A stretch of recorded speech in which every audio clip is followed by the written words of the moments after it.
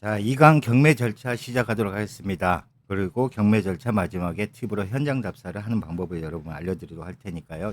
잘 들어보시면 됩니다. 강의 자료는 구독, 좋아요 10개, 댓글 10개 캡처 후 1대1 오픈 채팅방에 올려주시면 3일 이내에 송부해 드립니다. 자, 경매 절차는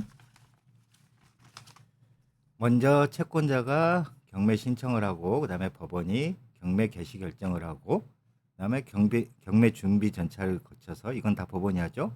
현장 답사 여러분 중요합니다. 현장 답사 이거 마지막에 제가 설명드릴 거예요. 그 다음에 입찰하고 낙찰을 받으면 낙찰자로 바뀌죠. 그 다음에 법원이 매각 허가를 하고 잔금 납부 및 소유권 이전하는 절차로 되는데, 경매 신청은 채권자가 합니다. 채권자는 보통 은행 또는 세무서, 압류, 그 다음에 카드사 이럴 경우에는 압류 그래서 하게 되고, 경매 개시 결정은 제가 앞서 설명드렸다시피 압류 같은 경우는 법원에서 이 사실관계 확인을 하고 판결을 해줘야 됩니다. 그래야지 경매 개시가 되고, 그다음에 근저당 같은 경우나 전세권 이런 경우는 등기상 나왔기 때문에 바로 집행에 들어갑니다.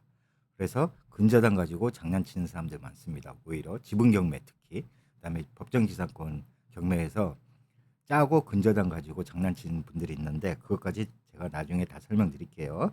그다음에 법원이 감정평가를 하고 그다음에 현장 조사를 하고 뭐 이런 과정을 거쳐서 매각 공고를 하게 되겠죠. 그때 감정평가는 감정평가 회사에 맡기고, 그다음에 법원 직원이 직접 가서 현장 조사도 합니다. 그래서 여러분 그 나중에 법원 경매 서류 볼 때 그 매각 물건 명세서 잘 봐야 됩니다. 이거는 법원이 작성합니다. 이게 작성이 잘못되면요, 여러분이 나중에 경매가 잘못됐을 때 이거를 근거로 허가를 취소해 달라든지 여러분이 살아남을 수 있는 방법이 있으니까 매각 물건 명세서는 반드시 잘 보셔야 된다. 그다음에 현장 답사는 꼭 해야 됩니다. 왜냐하면 이게 초보들은 꼭 하거든요. 근데 한 세네 번 하다 보면 안 하는 사람들이 있어요. 제가 나중에 마지막 장에 알려드릴게요. 그다음에 여러분들이 이제 법원 가서 입찰을 하고 낙찰을 받으면 낙찰자로 바뀌죠. 그다음에 법원이 이제 낙찰이 되면 매각 그 낙찰을 하고, 그다음에 일주일 뒤에 매각 허가를 합니다. 그다음에 매각 허가 결정을 또 일주일, 그 다음 일주일 뒤에요. 그러면 결정이 나야지 그때부터 잔금 납부를 할 수 있습니다. 그래서 2주 있다가 잔금 납부를 한 달 이내에 납부하게 되는데, 그 잔금 납부 과정도 여러 가지가 있으니까 제가 그것도 나중에 알려드릴게요. 그다음에 잔금 납부 및 소유권 이전 등기를 하면 여러분이 소유권자가 되는데, 소유권 이전은 잔금 납부일입니다. 여러분이 소유권을 확보하는 날짜는 등기 날짜가 아니고 잔금을 납부하는 날짜에 여러분이 소유권을 확보할 수 있거든요. 그러면 등기되기 전에 바로 여러분들이, 이게 왜 중요하냐면 잔금 납부가 됨과 동시에 인도명령도 신청해야 되고, 그다음에 부동산 점유 이전 가처분도 신청해야 되고, 집행 신청도 하셔야 되고, 그다음에 내용 증명도 이때 보내는 거예요. 그래서 잔금 납부일 즉시하기 때문에 등기하고 달라요. 잔금 납부와 동시에 여러분이 명도를 바로 들어가야 됩니다. 여기까지 설명을 드렸고요. 그다음에 이제 하나하나 볼게요. 경매 신청입니다. 요즘은 다 전자소송으로 합니다. 전자소송. 근데 여러분이 그냥 낙찰만 받아서 뭐 할 수도 있지만, 하다 보면 여러분이 셀프 등기도 많이 하실 거예요. 셀프 등기에서는 이제 말소할 목록을 작성하는 게 핵심인데, 그것도 제가 다 알려드릴 거예요, 나중에. 그러면 처음에는 이제 법무사나 변호사 맡겨도 되는데 나중엔 셀프로 다 할 수 있어요. 그것도 다 돈이에요. 그래서 그것도 제가 실전에서 알려드릴게요. 그래서 근데 경매 신청이 왜 중요하냐면, 여러분이 이제 하다 보면 지분 경매 또는 법정지상권까지 잘 하시는 분들은 법정지상권까지 합니다. 근데 지분 경매 플러스 법정지상권이 같이 돼 있는 물건이 있어요. 그러니까 토지의 일부만 지분으로 경매가 나온 경우에, 이런 경우에는 법정지상권하고 지분 경매가 같이 플러스 된 경우거든요. 이런 게 가장 돈이 되는 건데, 이거를 하려면 여러분들이 경매 신청하는 방법을 알아야 돼요. 그래서 경매 신청 방법에 대해서는 제가 지분 경매, 법정 경매 하면서 또 자세히 알려드릴게요. 그래서 실전은 심화 과정에서 제가 다시 설명드린다는 거를 말씀드리면서 넘어갈게요. 경매 신청입니다. 이거는 제가 실제 광주시에 있는 물건을 했던 거예요. 그래서 경매 신청 이 샘플이니까, 이거는 이제 아까 말씀드렸던 지분 경매랑 그다음에 법정 지상권이 같이 묶여 있었던 거예요. 그래서 요거는 이제 제가 그 공유물 분할 신청을 한 거예요. 그래서 보세요.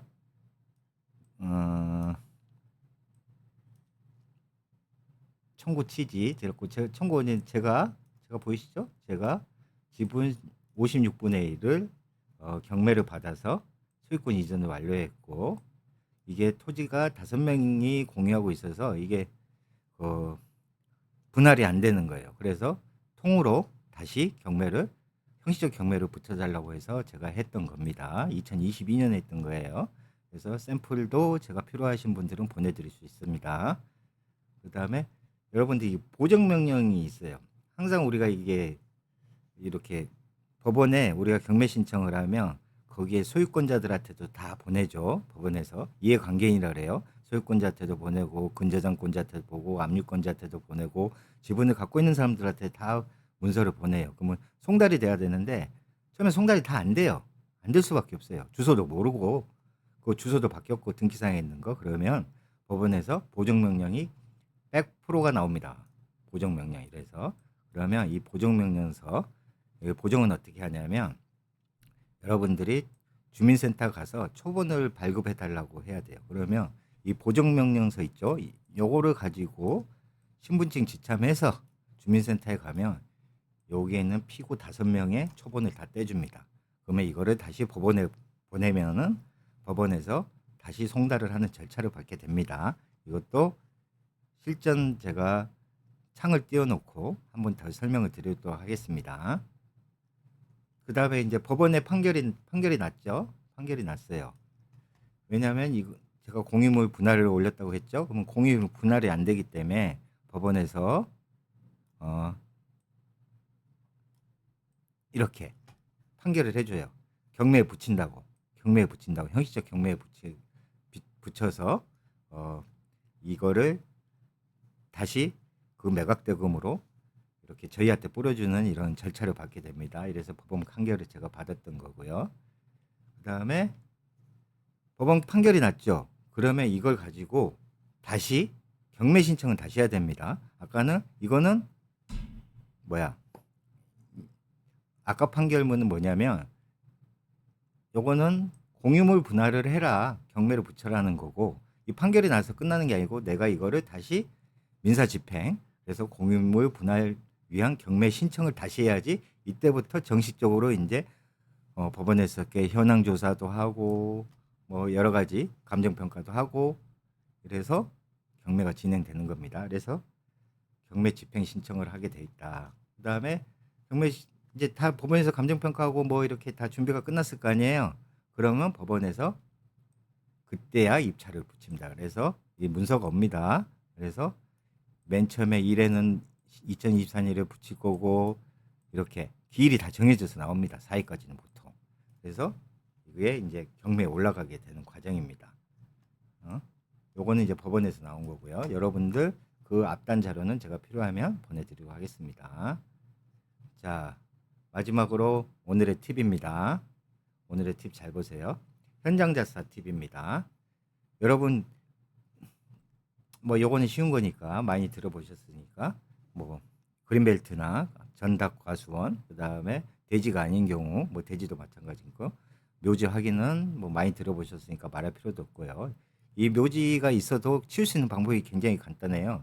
분묘부 기준권 성립 안 합니다 요즘은. 그리고 있다 해도 이거를 없앨 수 있는 분묘로 옮길 수 있도록 하는 방법은 아주 간단합니다. 그것도 제가 시간 될 때 팁으로 하나씩 알려드릴게요. 그 다음에 여러분 제일 중요한 게 빈집인지 확인하셔야 됩니다. 빈집이 왜 확인해야 되냐면 가장 어려운 명도는 빈집입니다. 빈집인데 빈집에 아무것도 없어요.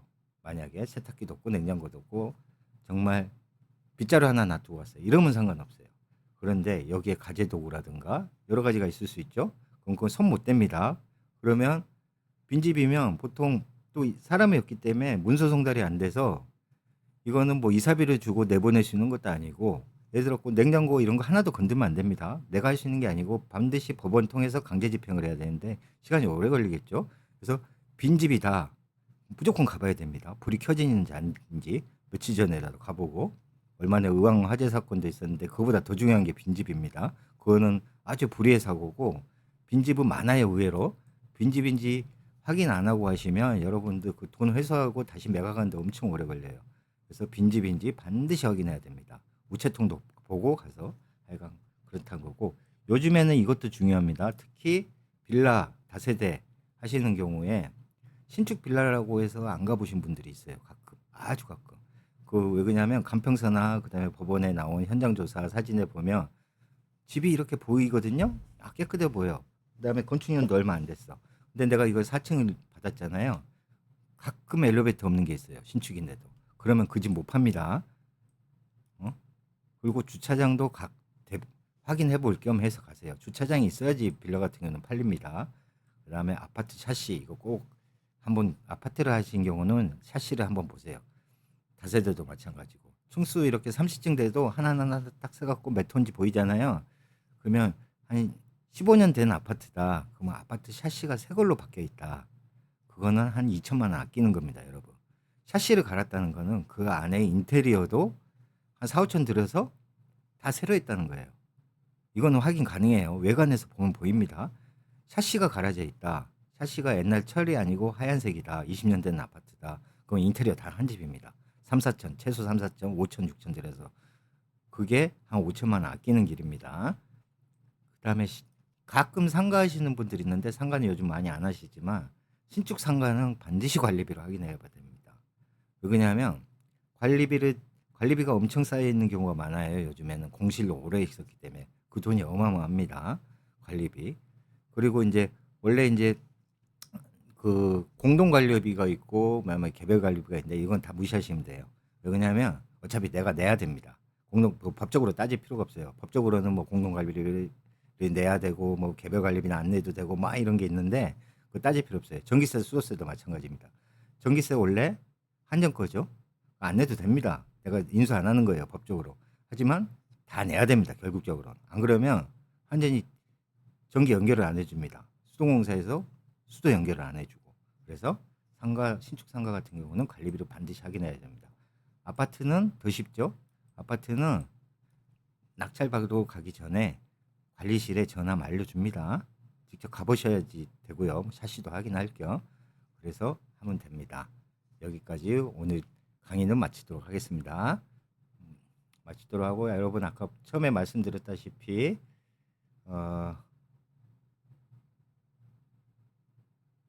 강의 자료는 구독, 좋아요 10개, 댓글 10개, 캡처 오픈 채팅방에 올려주시면 제가 전화 드리도록 하겠습니다. 감사합니다.